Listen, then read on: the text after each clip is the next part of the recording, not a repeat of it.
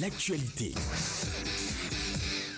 Bonsoir à toutes et à tous et bienvenue au Palais de la Marina. Ce jeudi 17 octobre 2019, le chef de l'État a rencontré les membres de la conférence des présidents de l'Assemblée nationale. Principal sujet abordé, les conclusions issues du rapport du dialogue politique qui s'est tenu du 10 au 12 octobre dernier au Palais des Congrès de Cotonou. Marquant son adhésion aux recommandations de ces assises, le gouvernement a décidé d'entreprendre dès les prochains jours les actions nécessaires à la mise en œuvre de celles relevant de sa responsabilité. Et c'est ce qui justifie cette rencontre à la fin de cette rencontre entre le chef de l'État et la conférence des présidents de l'Assemblée nationale. Un communiqué final a été lu à la presse par le ministre de la Communication, porte-parole du gouvernement. Je vous invite à écouter Alain Oronla. Communiqué final de la séance de travail entre le président de la République et la conférence des présidents de l'Assemblée nationale.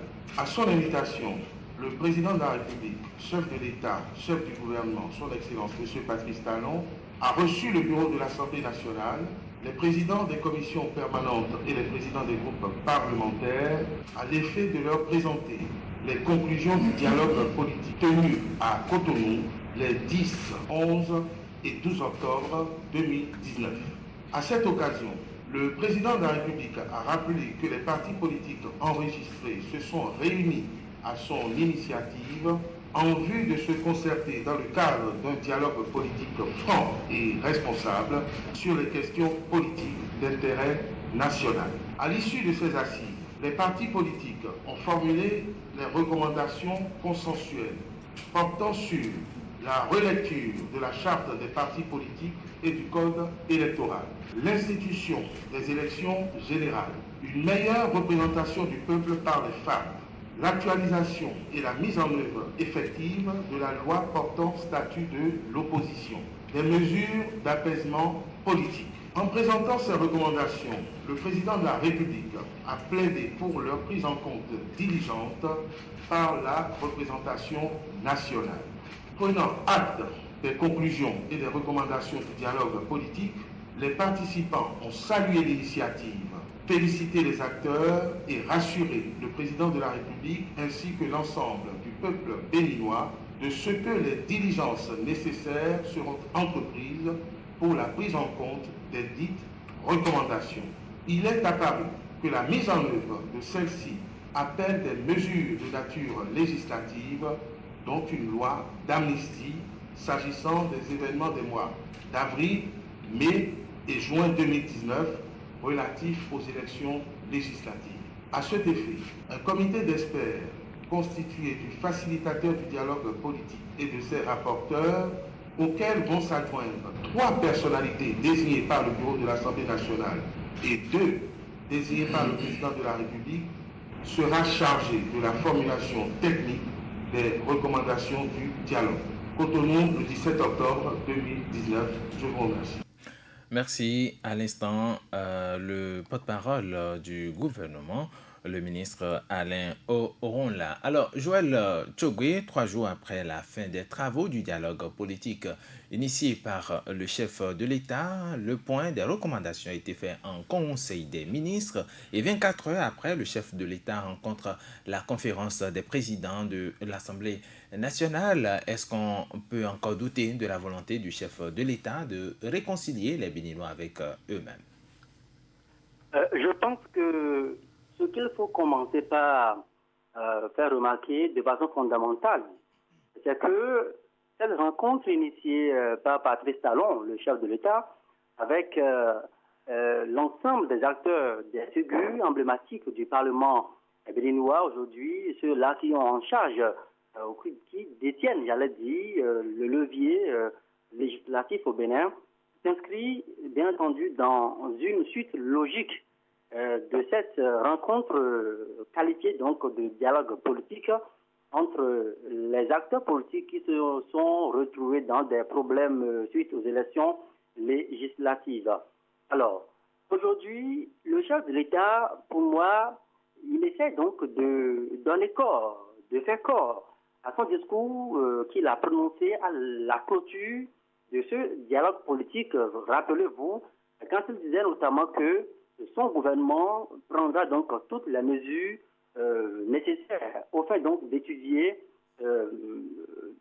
ses conclusions, d'étudier ses résolutions, ses recommandations et même les demandes particulières qui ont été formulées à son endroit. Et il rappelle que, en ce qui concerne sa personne, donc Patrice Talon lui-même, chef d'État, indépendamment de son gouvernement, il prendra donc des mesures afin qu'une étude particulière soit faite donc de ces recommandations afin de voir laquelle de ces recommandations paraissent plus pertinentes et puis les traduire en actes. Donc, quand je finis donc de faire donc cet état des lieux, je remarque que une semaine pratiquement après ce dialogue, Patrice Talon essaye d'envoyer un message fort à l'opinion publique, essaye donc d'envoyer un message très fort à l'ensemble des acteurs ayant pris part à ce dialogue politique, à savoir, je vous l'ai promis, maintenant je pose un acte fort en direction du Parlement, ce Parlement qualifié aujourd'hui donc de Parlement illégitime, puisque dans la salle, les 3 jours durant, des partis l'ont soutenu, l'ont démontré. Patrice Talon sait qu'il ne peut pas faire un pas sans pour autant passer par le Parlement, un peu comme pour rester dans les rails constitutionnels de notre pays, le Bénin.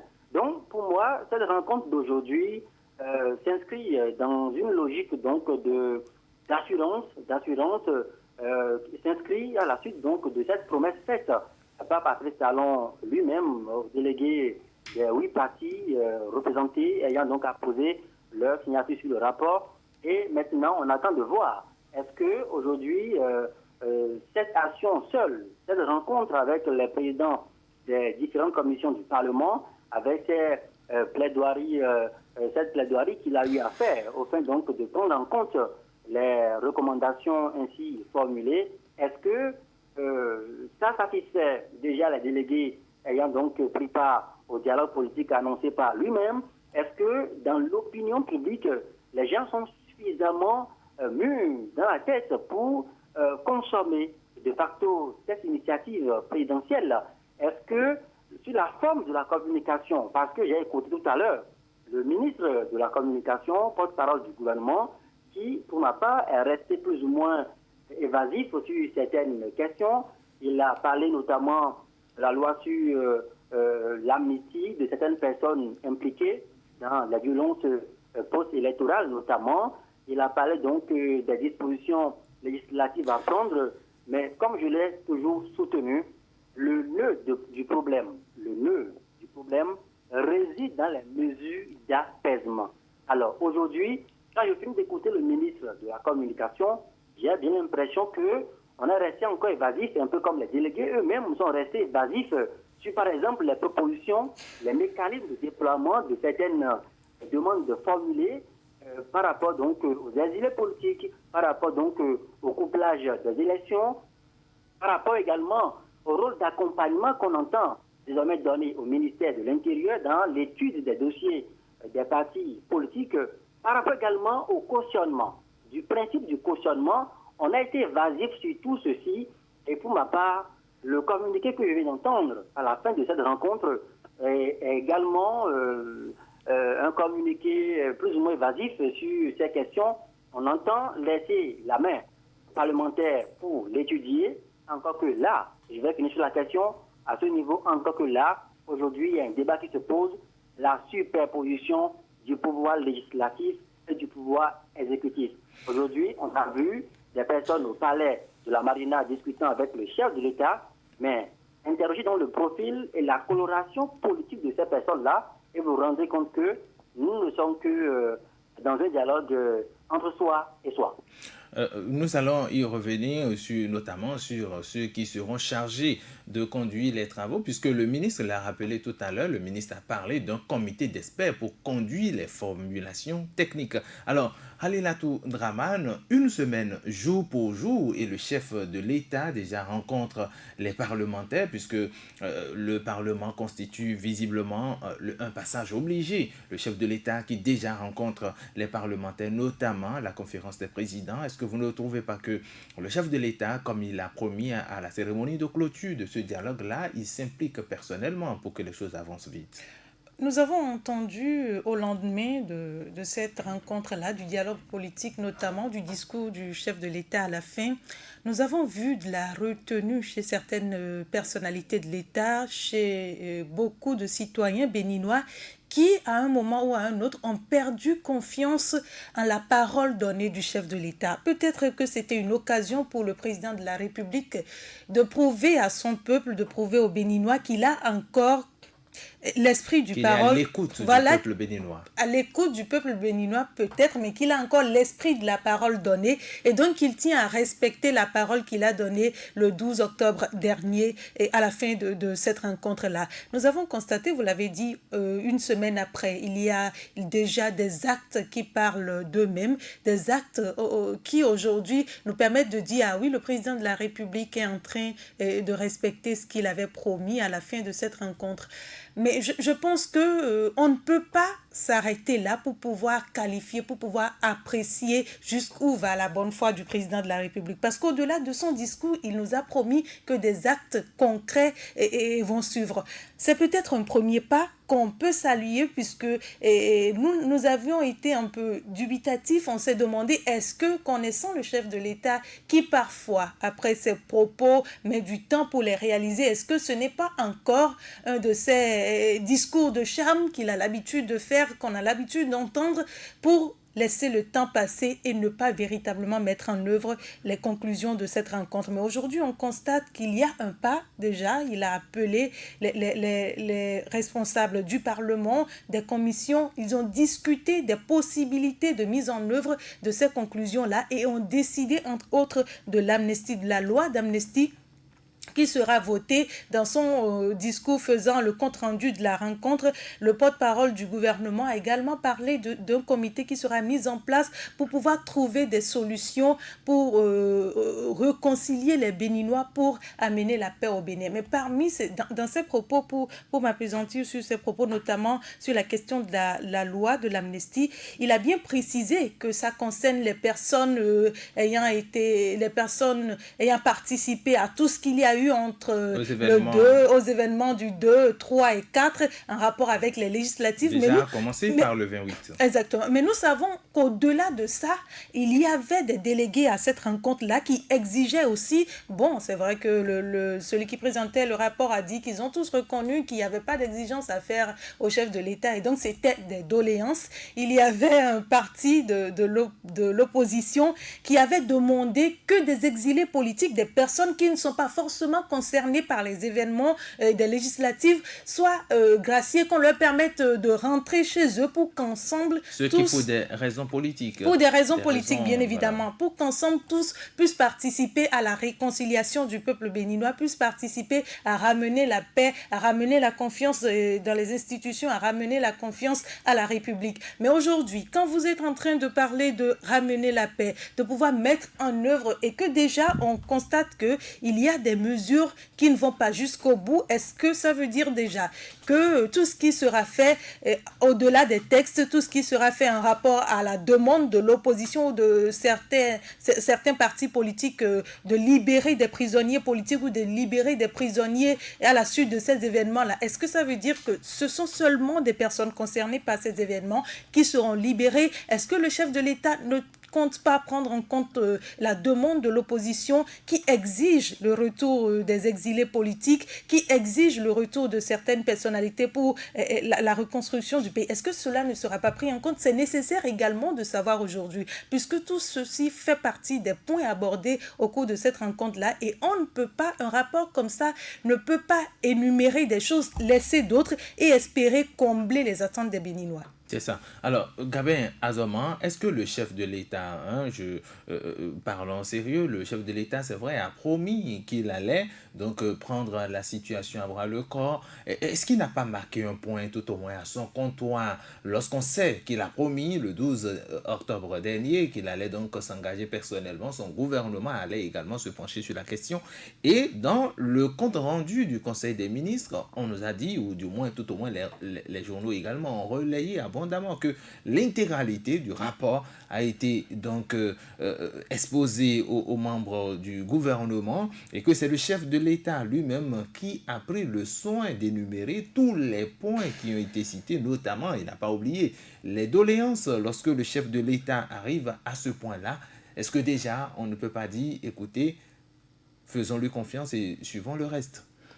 Non, je pense que nous sommes dans la suite logique du dialogue politique qui a été initié au Palais des Congrès.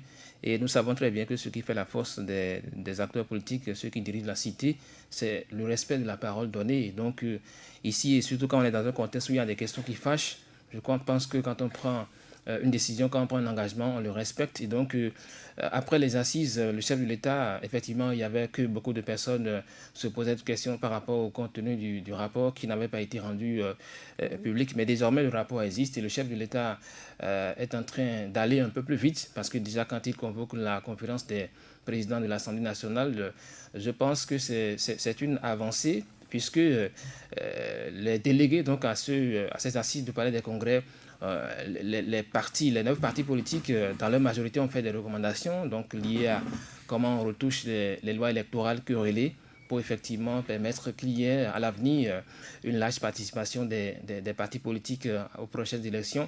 Oui, et tout ça, il faut passer par le Parlement pour le faire. Et donc, le chef de l'État fait bien de convoquer ce Parlement. C'est vrai que c'est un Parlement sur lequel le débat reste encore en essence par rapport à sa légitimité. Il ne faut pas l'oublier, puisque les députés qui ont été élus et qui sont là aujourd'hui, on sait le contexte dans lequel ils sont allés au Parlement. C'est un Parlement monocolore, comme on le dit bien souvent. Et donc, oui, ces députés qui devront se pencher sur les différentes résolutions, bien entendu, au niveau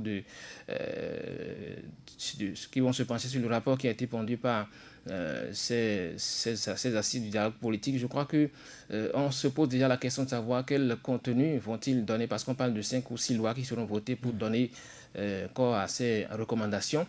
Oui, comment ces députés qui sont proches du pouvoir vont pouvoir opérer. C'est vrai qu'on parle également de la mise en place d'une autre commission qui va, de manière technique, plancher sur donc, ces recommandations-là et leur permettre aux députés de pouvoir avancer. Oui, on attend de voir quelle sera l'approche de ces députés du Parlement 8e législature qui donc sont appelés à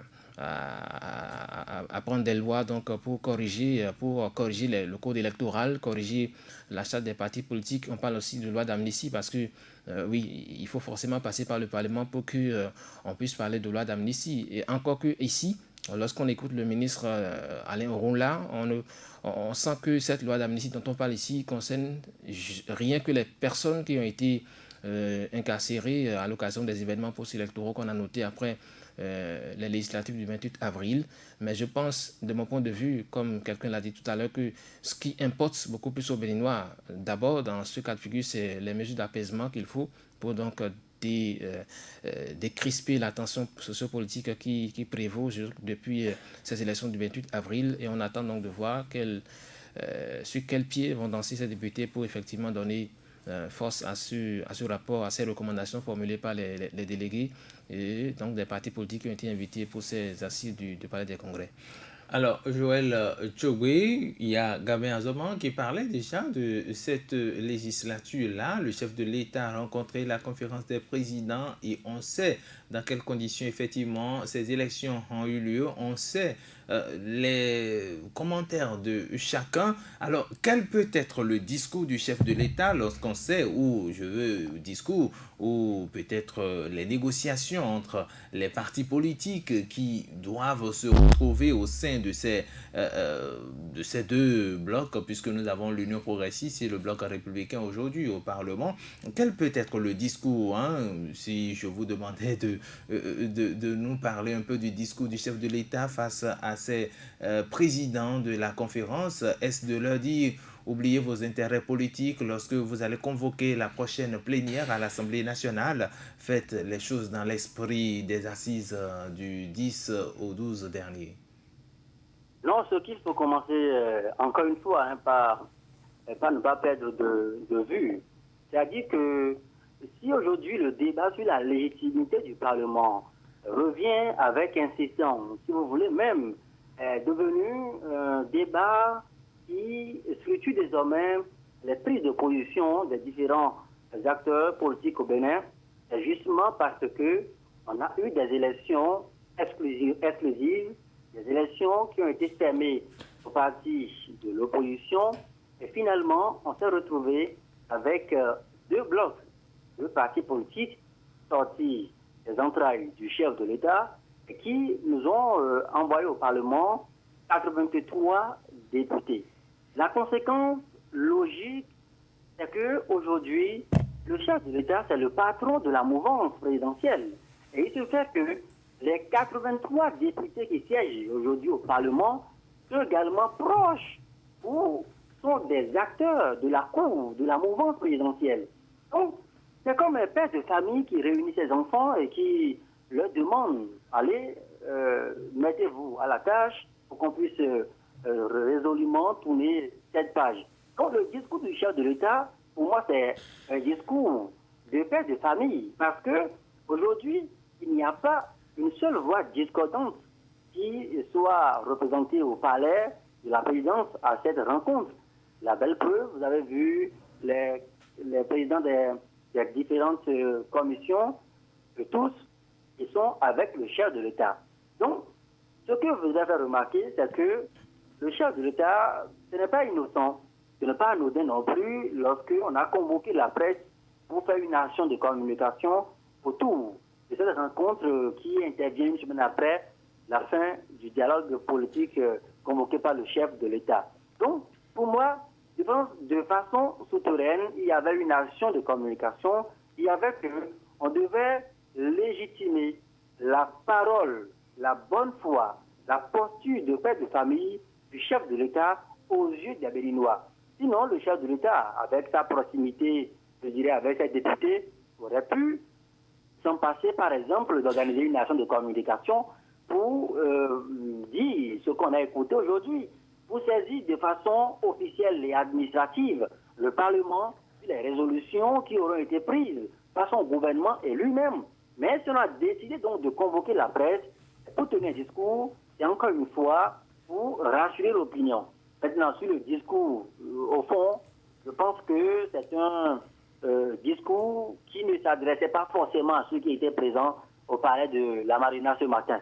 C'est un discours qui était plus destiné au peuple béninois. C'est un discours qui était plus destiné aux partis politiques, en tout cas les factions de l'opposition, qui se sont fait représenter à ce dialogue pour leur montrer que le chef de l'État travaille résolument pour évidemment siffler la fin de la crise politique qui sévit au Bénin depuis quelques mois. Maintenant, l'essentiel du travail, et c'est ça qui, encore une fois, m'intéresse, l'essentiel du travail, c'est qu'on peut s'entendre sur le fait que le chef de l'État, il est de bonne foi.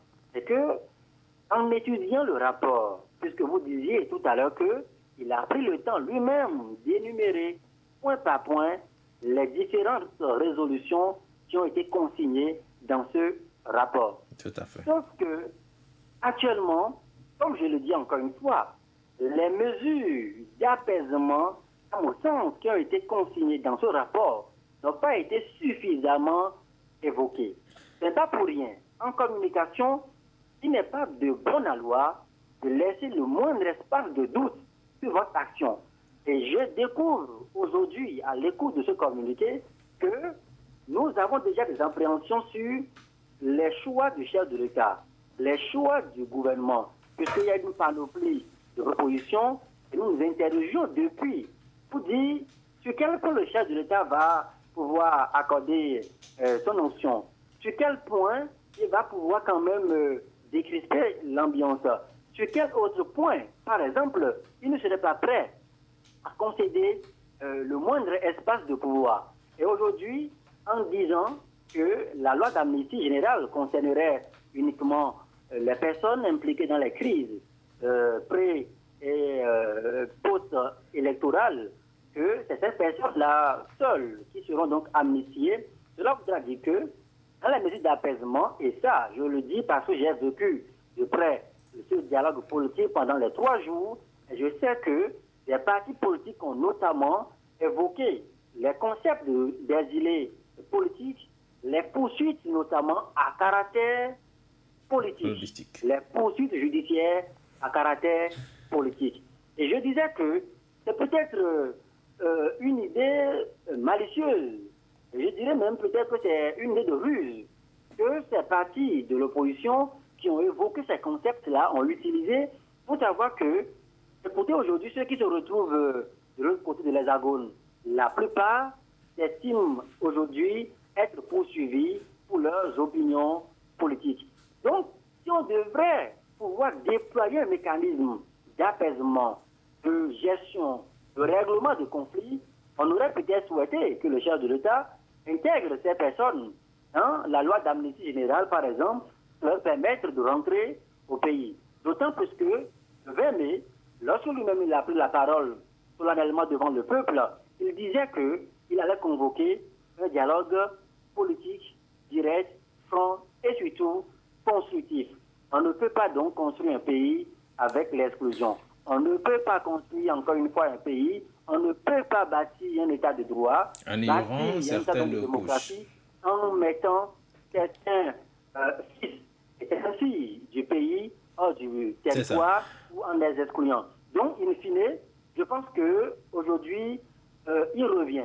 On peut dire le chef de l'État, il a peut-être créé l'ouverture, mais si ce Parlement est de bonne foi et veut peut-être acquérir quelque part de légitimité dans l'opinion populaire, il conviendra à ce comité d'experts de peut-être travailler à saisir cette ouverture et à ouvrir davantage cette loi d'amnistie pour voir ce qu'on peut intégrer, notamment ceux qui se retrouvent aujourd'hui en exil, pour voir comment on peut détendre l'atmosphère politique au Bénin. C'est ça. Alors, Khalilat Draman, est-ce que vous aussi, vous avez l'impression que le chef de l'État va ignorer certaines résolutions, notamment les points contenus dans ce que le rapporteur appelait doléances? S'il va ignorer ou non, je pense que déjà le dialogue politique ou les conclusions lui ont donné la possibilité de faire des choix. Parce qu'il y a eu des doléances qui ont été formulées et donc le chef de l'État lui-même l'a dit, il va étudier dans la mesure du possible. C'est tout à fait normal qu'en étudiant le rapport que le chef de l'État, sur la base des recommandations, des demandes qui ont été formulées et qui jusqu'à ce jour ne l'arrangeraient pas, qu'il n'accepte pas de satisfaire à ces doléances-là. Mais ce serait regrettable parce que le chef de l'État lui-même a dit, il a essayé de prouver sa volonté de faire évoluer aujourd'hui la crise à travers ce dialogue et à travers les événements d'hier, c'est-à-dire le rapport qui a été étudié en Conseil des ministres et aujourd'hui la rencontre avec les présidents et des commissions et les présidents de l'Assemblée nationale. Je pense que le chef de l'État a toutefois du choix. Maintenant, reste à savoir si la possibilité qu'on lui a laissée de faire des choix, s'il saisira cette possibilité pour aller jusqu'au bout des attentes, c'est-à-dire pouvoir poser des actes qui permettent aujourd'hui à ce que le peuple béninois, à ce que ces leaders de l'opposition qui ont fait des demandes et qui espèrent que ces demandes-là puissent être concrétisées, qu'on en arrive à voir le chef de l'État aller au-delà de ce qu'on a eu, parce que ce rapport déjà nous dit clairement qu'il y a des points qui n'ont pas été pris en compte. Maintenant, quand est-ce que ces points seront pris en compte? Est-ce que c'est un début ou est-ce que le chef de l'État veut s'arrêter à ces propositions qui ont été faites aujourd'hui? Il y a un comité qui sera mis en place, il ne faut pas l'oublier. Le comité va se pencher sur les lois. Est-ce qu'au-delà des lois, le comité va revenir? Je pense que si le rapport n'a pas dit explicitement, en tenant compte, si le rapport vient nous signifier que ceux qui seront concernés sont ceux qui, de loin ou de près, ont été interpellés dans les mouvements pré- et post-électoraux, je pense que c'est clair qu'aujourd'hui, le chef de l'État a fait des choix. Et s'il a fait des choix, qu'est-ce qu'il fait du reste? On parle d'apaisement, on parle de mesures... Le chef de l'État aspire à la paix. Il veut que le calme ou la tension puisse chuter. Est-ce que dans un contexte pareil, on a encore le choix? Si, on a le choix, puisque c'est vous qui donnez le choix au président de la République de décider de faire ou de ne pas faire. Le rapport l'a dit clairement, ce sont des doléances. Le chef de l'État l'a également spécifié, il étudiera ces doléances.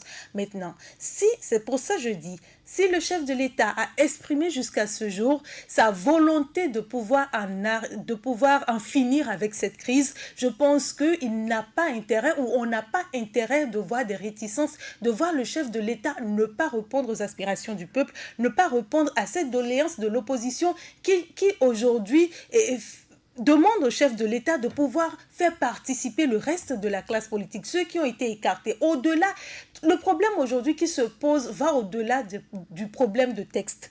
Et si le chef de l'État se base, intensifie ses efforts, se concentre sur régler tout ce qui a été causé par les textes qu'on a votés à la veille de ces élections, je pense qu'il aura oublié ce côté-là, ce côté cher au peuple béninois, c'est-à-dire voir tout le monde participer à l'action, voir tout le monde contribuer au développement. Ne pas se pencher sur la question risquerait de faire maintenir la frustration, de ne pas faire passer tout ce que les gens ont vécu jusqu'à ce jour. Et donc, même si des résolutions sont prises, même si à la fin le comité nous présente quelque chose sur les tests qui permet à chaque parti de l'opposition de se retrouver, il y aura des personnes qui ne vont pas participer. Et aujourd'hui, je crois que ce n'est pas la demande véritable de l'opposition, encore moins du peuple béninois qui a envie de voir ses frères, qui a envie de voir tous ceux qui sont concernés par la question du Bénin, par la question du développement, y participer. Gabin Azama, est-ce que c'est ce que veut le peuple véritablement? Que fait aujourd'hui le gouvernement, notamment le chef du gouvernement, le président Patrice Talon?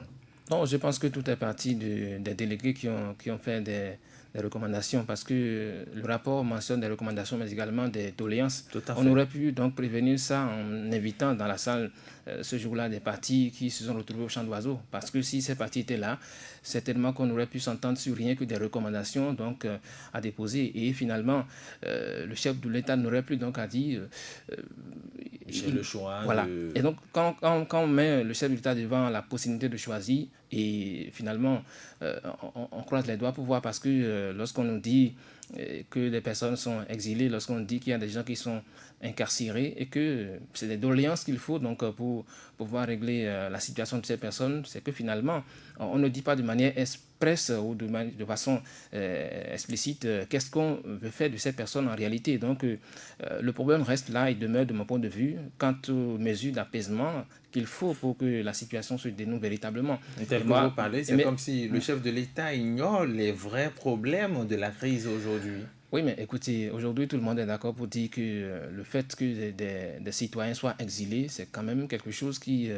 laisse des fissures dans la République. Parce que, ne l'oubliez pas, il y a encore des gènes d'exclusion qui, de mon point de vue, traînent encore donc, dans tout ce qui se fait. Il faut qu'on puisse avoir le courage de le dire, qu'on fasse l'effort de corriger la chose une fois de bon. Ça ne sert à rien de continuer à tirer sur des choses de façon inutile, parce que ça ne coûte rien au chef de l'État en tout cas, et ça ne coûte rien à son entourage de permettre à ceux qui sont exilés de rentrer au pays, de participer à l'animation de la vie du pays. Politique et publique. Et public. Donc je pense que c'est aussi à ce niveau que se situe de mon point de vue le nœud qui n'a pas été dénoué de mon point de vue. Et en cela, il n'y a que le chef de l'État qui puisse avoir la solution.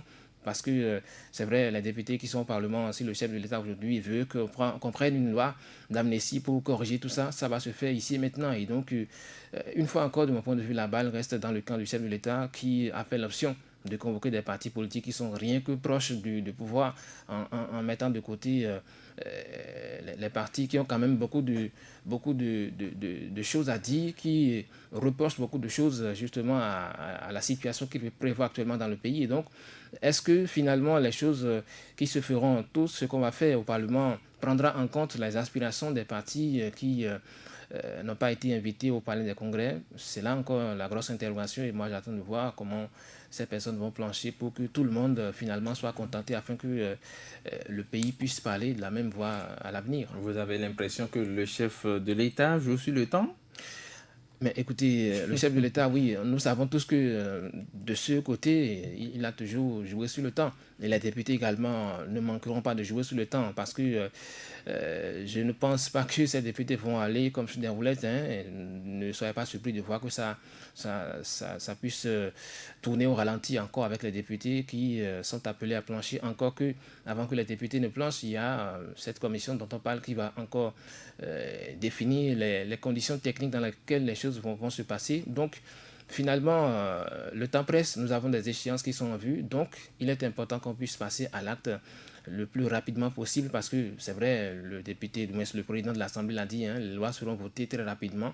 Il a dit, on espère vraiment que ça va se passer comme ça pour que, oui, ce qu'on donne, ce qu'on met dans ces résolutions, on va voir comment cela sera habillé par les lois qui seront votées pour qu'effectivement on puisse évoluer dans la situation qui prévaut dans le pays. Joël Tchogwe, je le disais tout à l'heure, un comité d'experts pour conduire les formulations ou pour donc permettre à ce que les résolutions issues du dialogue national soient donc traduites dans des formulations un peu plus techniques, c'est-à-dire un peu plus précises, puisque vous l'avez tout à l'heure dit, dans le communiqué final, il y a beaucoup de choses qui sont restées un peu imprécises là, et il faut désormais clarifier les termes, il faut dire les choses par leur nom, et un comité d'experts sera chargé de le faire. Le facilitateur avec ses rapporteurs, 3 représentants du Parlement, 2 ou 3 également du gouvernement, représentants désignés par le gouvernement vont participer à ce comité-là pour réfléchir sur la crise ou les termes qu'il faut pour dénouer cette crise. Est-ce que vous ne voyez pas que tout cela participe à gagner du temps? D'abord, je voudrais insister sur un constat. Et je suis pratiquement convaincu que vous partagerez également ce constat. Alors, sur la nature même de ce comité d'experts qui sera chargé de traduire, il y a la logistique qui va intervenir, il y a donc la formulation et tout.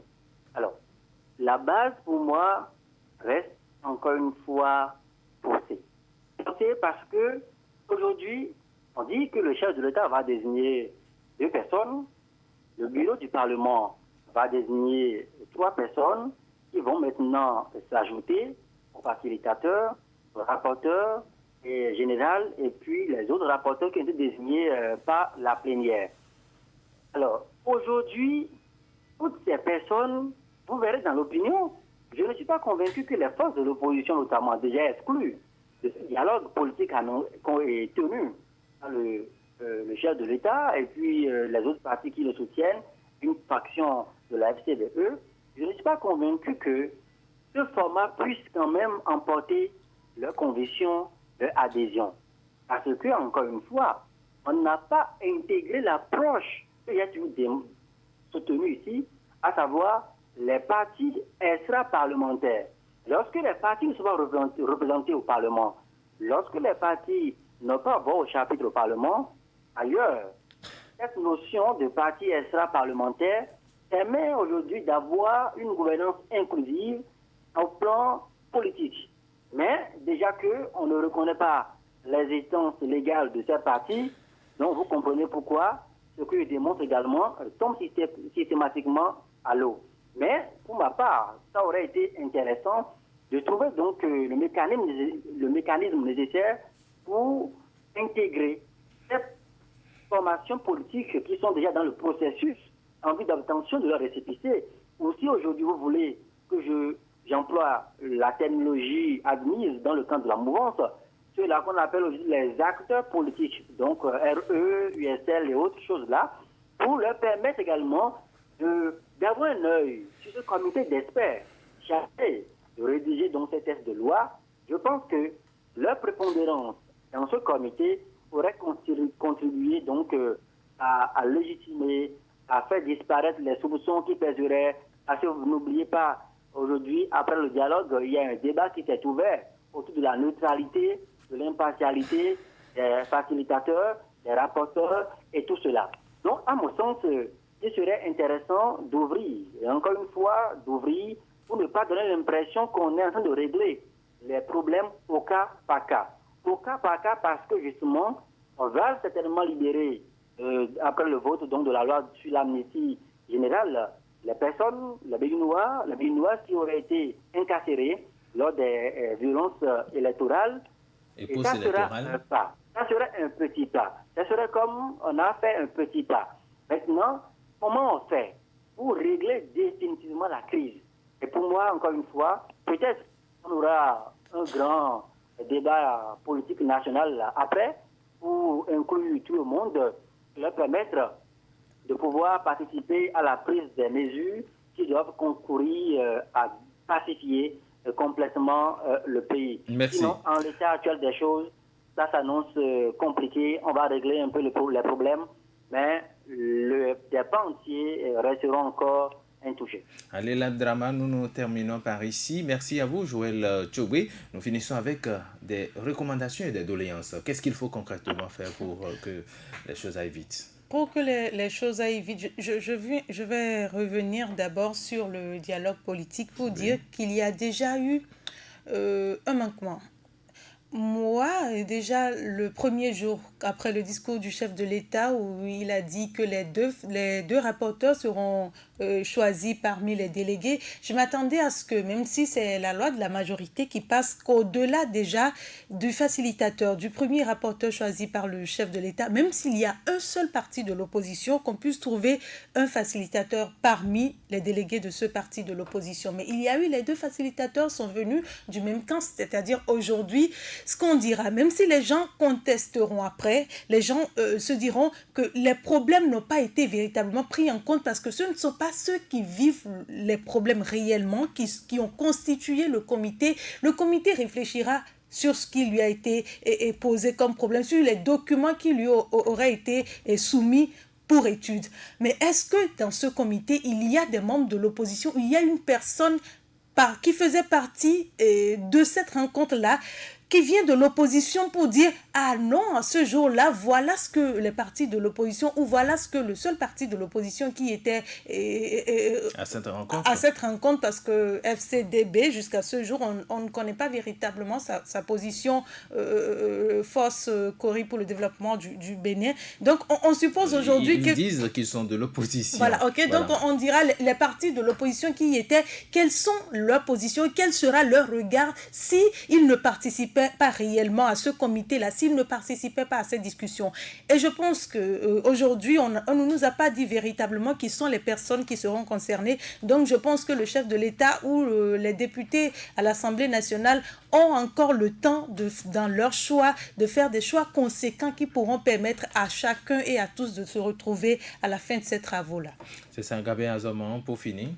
Oui, pour finir, je pense que c'est vrai, les partis de l'opposition n'ont pas été invités au Palais des Congrès. Et c'est pour prendre leur revanche qu'ils sont allés au Champ d'Oiseaux, donc sous le sceau de la résistance, pour également faire les assises qui ont été sanctionnées par, je vais dire, également un rapport. Alors, c'est vrai, moi je pense que l'humilité devait guider les choses et on chercherait également à voir dans le rapport que ces gens ont produit parce qu'on ne perdrait rien à le faire ainsi. Et donc, pour essayer de voir qu'est-ce qu'on peut prendre dans ce qu'ils ont proposé avant que les députés ne puissent plancher sur le rapport qui a été produit par les partis invités officiellement au Palais des Congrès. Et c'est en cela qu'on peut quand même avancer dans la situation, dans la crise qui prévoit actuellement. Si on ne le fait pas comme ça, peut-être qu'on va avancer, faire les choses et laisser aussi un coup d'inachevé, mais ça n'est pas souhaitable. Il faut qu'on avance parce que le Bénin a besoin de renouer avec son esprit démocratique qui a été toujours salué de par le monde. Il faut qu'on avance, je retiens en tout cas fondamentalement ça de vous, Gabriel Azoman. Merci beaucoup. Merci également à vous, Halila Draman. Merci à Joël Tchobé. Merci également à vous, Mohamed Eliamini, vous qui étiez à la mise en œuvre de cette émission. Merci à toutes et à tous. On se donne rendez-vous pour demain. Changer chaque fois la danse, si j'avais la cadence.